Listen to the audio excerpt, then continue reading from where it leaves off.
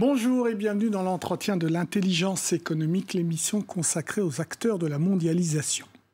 La biodiversité se meurt. Il est donc temps de passer à l'offensive si on ne veut pas habiter une planète désertique. Eh bien, c'est le credo de l'EIA, l'Environmental Investigation Agency, une ONG qui fait du renseignement afin de protéger notre nature contre la criminalité et les abus environnementaux. Pour en parler, je reçois Rachel McKenna, membre de cette ONG. Bonjour Rachel. Bonjour. Alors, vous vous considérez comme un service de renseignement ? Exactement, tout à fait. Alors, nous sommes une ONG consacrée, comme vous avez dit, à la protection environnementale. Nous faisons de la recherche et nous menons des campagnes en faveur de la protection de l'environnement. Et vous existez depuis combien de temps ? On existe depuis 1984, à la suite d'une enquête sous couverture dans le domaine de la chasse aux baleines, aux îles Féroé. Et depuis cette année, en fait, 3 jeunes activistes ont commencé à mener de plus en plus de campagnes dans plusieurs domaines. Et alors, vous êtes une ONG anglo-saxonne plutôt anglaise ou plutôt américaine ? Plutôt anglaise. Ouais. C'est vrai qu'on a des bureaux à Washington aussi. On est basé à Londres et à Washington, mais on est plutôt anglo-saxonne, c'est vrai. Alors, ce qu'on a envie de savoir tout de suite, c'est comment vous travaillez. Vous avez utilisé le mot enquête sous couverture. C'est ça. Alors, nous avons deux méthodes de travail. On mélange des techniques de recherche assez innovantes, comme les enquêtes sous couverture, et on mélange ça à des recherches assez traditionnelles. Donc, les enquêtes sous couverture peuvent durer de quelques semaines à quelques années. Et on va envoyer des enquêteurs sur le terrain, dans les pays clés, là où les campagnes sont menées. Et ces enquêteurs vont rentrer en direct contact avec les criminels que nous avons identifiés auparavant pour collecter le plus d'informations possible et les preuves sur les crimes qui se passent dans ce domaine-là. Mais ils se font passer pour qui ? Ils peuvent se faire passer pour des acheteurs, mais ils ne vont jamais acheter. Ou des amis, tout simplement. Et ils sont d'origine asiatique, des fois pour pouvoir rentrer en contact avec les acheteurs asiatiques, par exemple, ou d'autres nationalités encore. Mais alors, ils ont quel profil pour être un enquêteur comme ça ?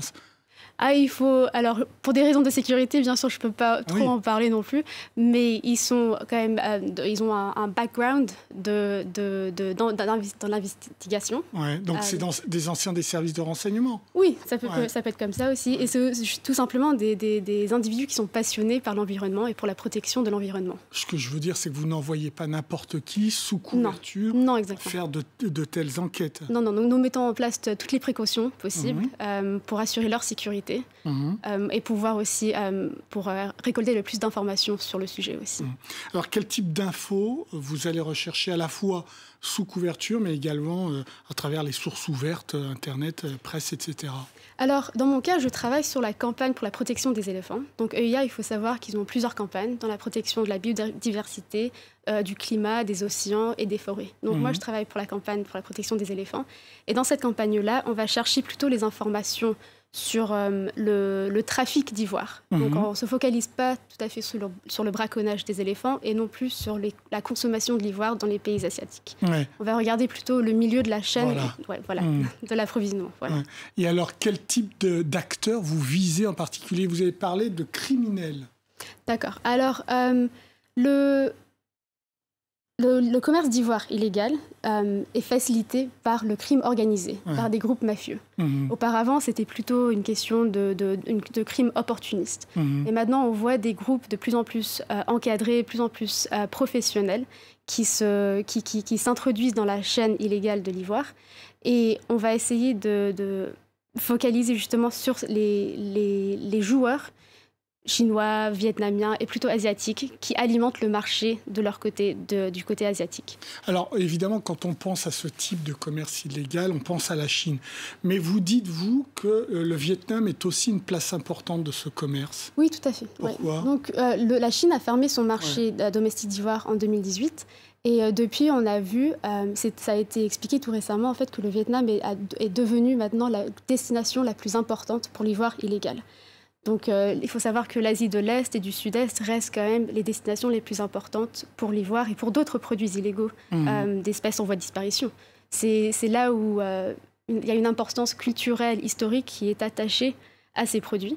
Et c'est là où ces produits-là sont convoités le plus. Alors, vous semblez dire dans vos enquêtes que la Chine a fait des progrès, mais pas le Vietnam dans ce cas.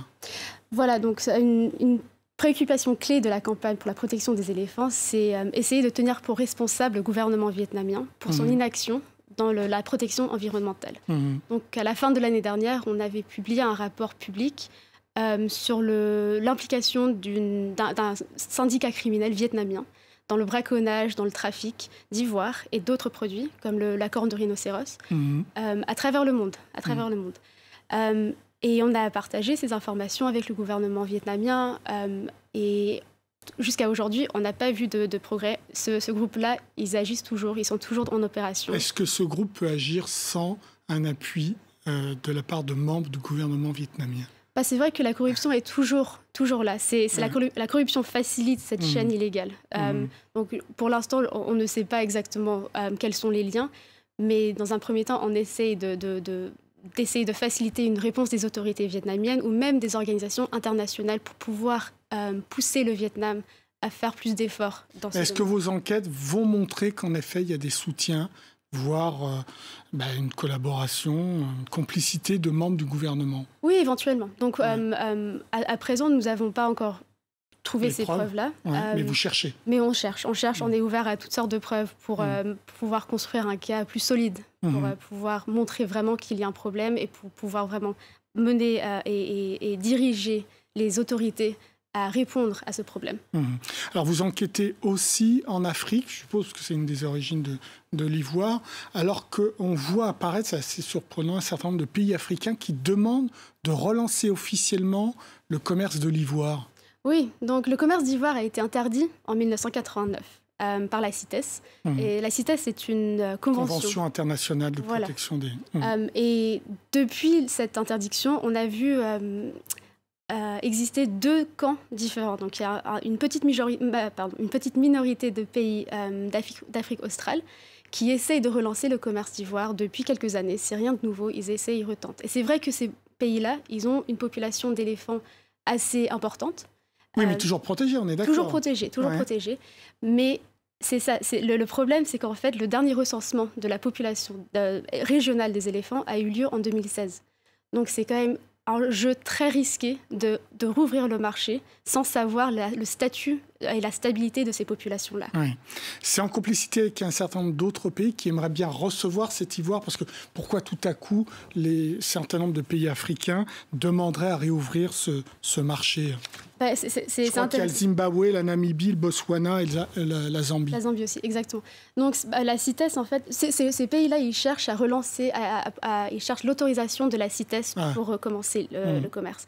Et la CITES doit, si elle veut laisser ces pays-là recommencer à commercialiser l'ivoire, il faut qu'ils trouvent aussi des partenaires avec lesquels ils peuvent faire commerce.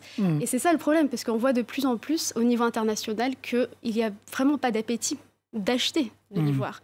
Donc c'est pour ça que nous essayons de plus en plus à convaincre ces pays-là de retirer ces propositions. Et donc vos enquêtes en Afrique, c'est plutôt des enquêtes qui visent les milieux gouvernementaux, je suppose. Oui, c'est ça. Donc on a des partenaires gouvernementaux, d'autres ONG, des organisations internationales aussi. Et on va essayer avec ces partenaires de travailler tous ensemble afin de convaincre et de prouver en fait que l'interdiction a eu des effets vraiment positifs pour la survie des éléphants et que c'est vraiment trop tôt et c'est vraiment pas un jeu, la survie de l'écosystème en fait. Alors Rachel, vous êtes d'origine britannique, vous parlez très bien le français.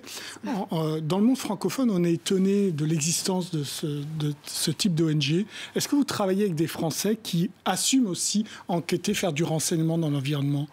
Alors, on a des partenaires à travers le monde, mais plutôt dans les pays où nous travaillons, où le crime existe. Donc, en France, en ce moment, on n'a pas tant de partenaires que ça. On travaille, c'est vrai, on partage les informations avec des organisations internationales qui ont une présence en France, par exemple le WWF et d'autres encore.